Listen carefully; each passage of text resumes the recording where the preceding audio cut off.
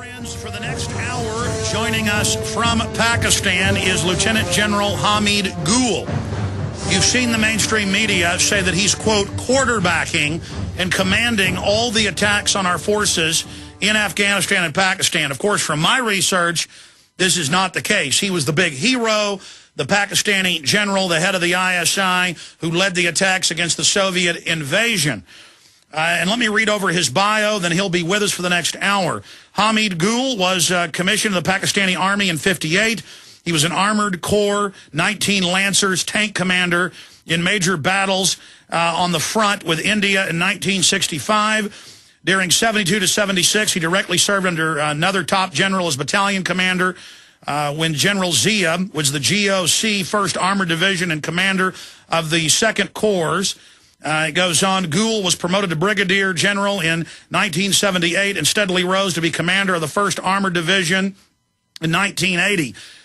Gul was then sent to the GHQ as the DG Military Intelligence under a top general, who then nominated him as the ISI chief, succeeding another general in March of 1987. He was later replaced by ISI commander by Prime Minister Benazir Bhutto in May of 1989. He was then transferred to commander of the 2nd Corps.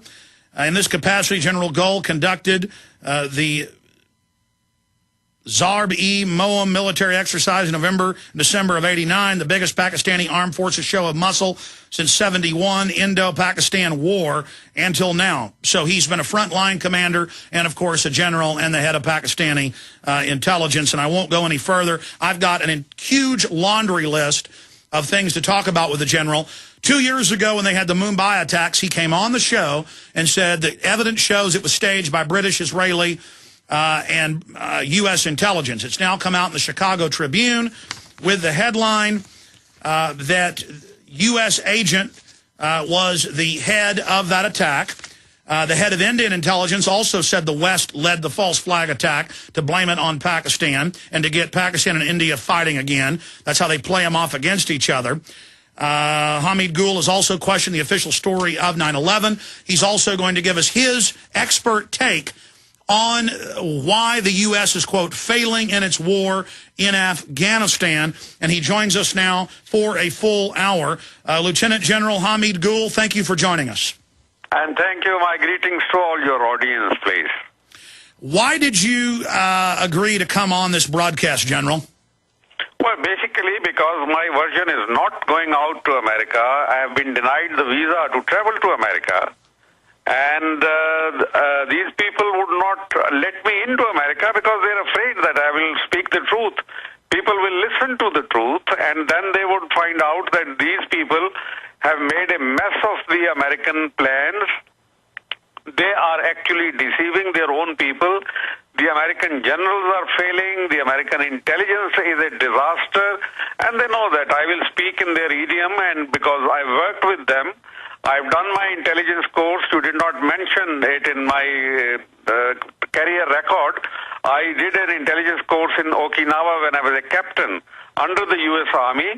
And I know exactly where the failings are, and they do not want it exposed. But lately, I was quite concerned because I was on Fareed Zakaria show, GPS, from 2 weeks back or maybe 10, 12 days back, and also with Becky Anderson, and they cut me out totally. Not Becky Anderson, but Fareed Zakaria. He recorded me for 30 minutes, but he put out only 6 minutes of my version. Now that is not fair because I was informed, and especially the things that I said, which were stark realities, and he wanted, obviously, to keep the American people in dark about these things. Failings which are going on in Afghanistan, of the American policy, of the American military generals, they are failing in every possible respect. This is my academic position, and I am prepared to face any general in America, any people in the academia, that look, this is what is going wrong. I am a friend of American people.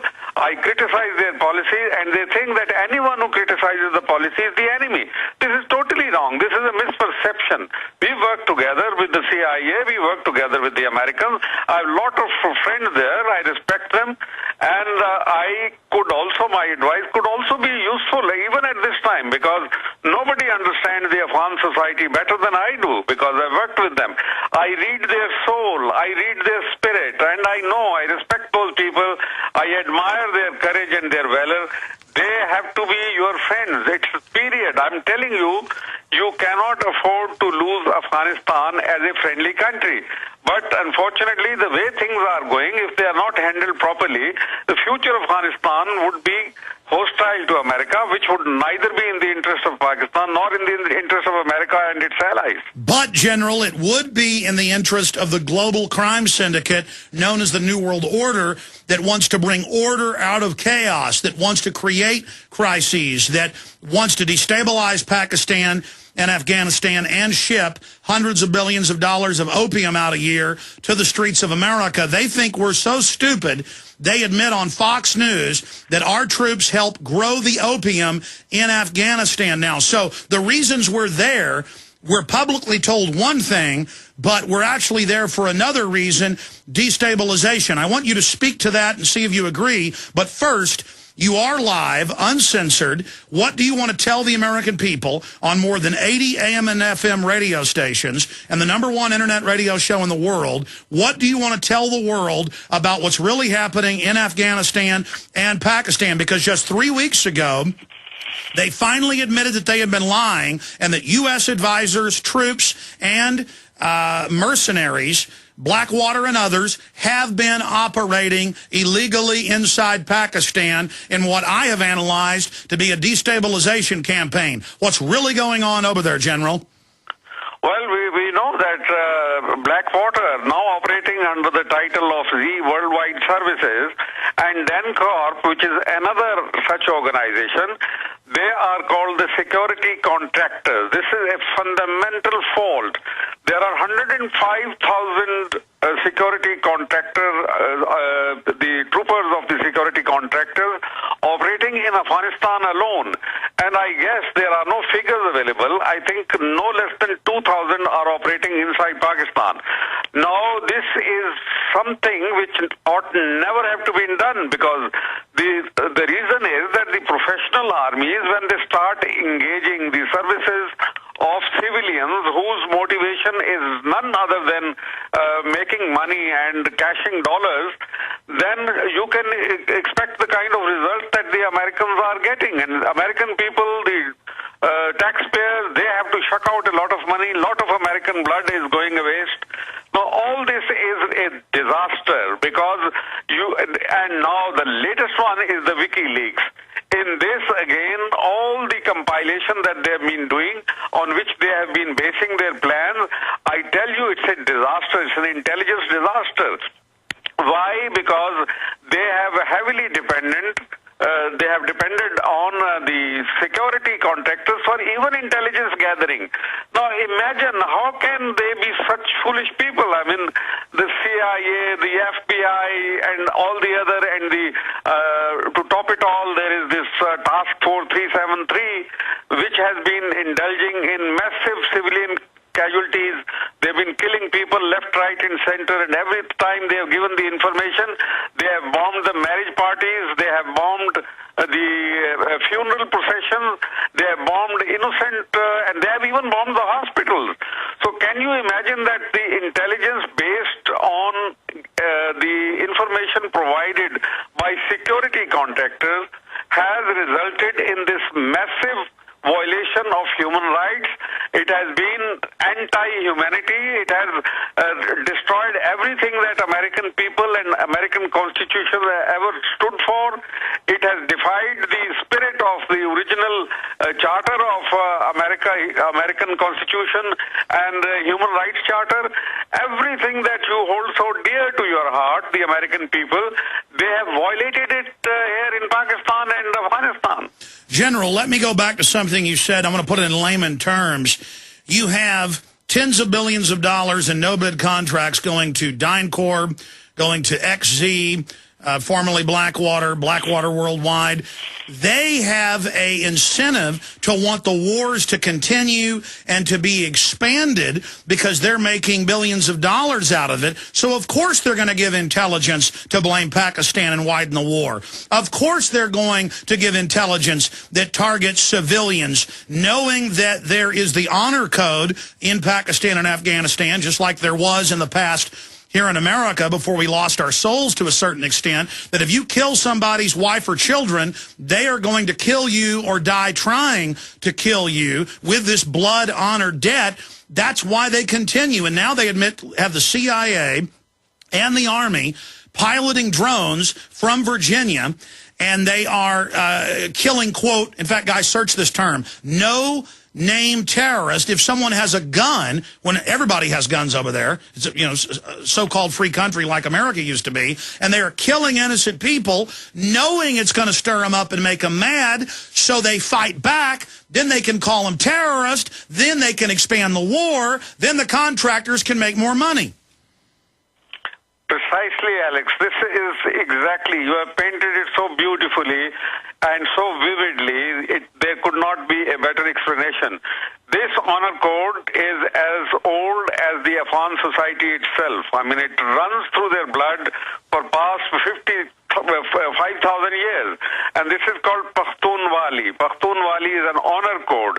This evokes even stronger sentiments than the religion.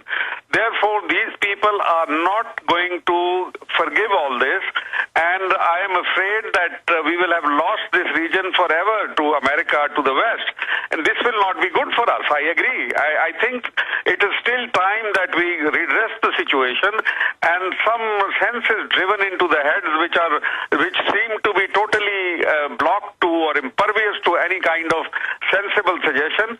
But I think we must keep on trying. I think this is the last lap, and in which we are now going, and this struggle is going to end in a very big disaster for American reputation, for their honor, for their self-respect, and we don't want to have this done. I can assure you, I genuinely am telling this because American people are such noble people. Sometimes they say they are so gullible and they are so innocent that this borders on being criminally innocent. Because of their innocence, we are suffering. We are suffering for no rhyme or reason at all, but because American people's gullibility, their innocence is exploited by their leaders, that is why we suffer and they suffer as well. So I think this is time now we redress the situation. Well, General, as you know, this is the divide and conquer British model. You had Mohammed Mossadegh, somewhat secular, pro-Western, but he wanted to build up Iran and keep some of their own money. So they used radical Muslims to overthrow him. Then they put the Shah in and double-crossed the Muslims. Then the same thing with the Serbs. They used the Albanians to break up southern Serbia. Same thing with Saddam. They put him in power. They have him overthrow the Ba'athists. They put him in power. They have him attack Iran. Then they tell him invade Kuwait. Then they set him up. Now they've set up sectarian Sunni Shiite violence. Everything is to break down and destabilize your countries. I mean, so there is a rhyme and reason to this. It's just so cold-blooded and so evil, the average person cannot grasp it. Yeah, that's right, Alex. I think American policy makers have, for their own reason, I don't know, I have not been able to fathom that as yet, but they have allowed the old British, what would we say, mischievous mind to lead American policy making by the nose. And I can tell you, I know them, I have worked with them, I did my staff course there in Camberley in the UK, and I know them inside out. They are extremely jealous of America. They do not want to see America flourish. Inside their heart, they want to pull their leg. They make fool of them, and they talk about it. They have coined jokes for the Americans. So this has to be done away with. That is fundamental. The other power, which for its own reason, and those are very mischievous reasons, that is Israel. And Israel now is joined in by the Indians, unfortunately. So together they club. That club is, you can call it the extra or ultra imperial club.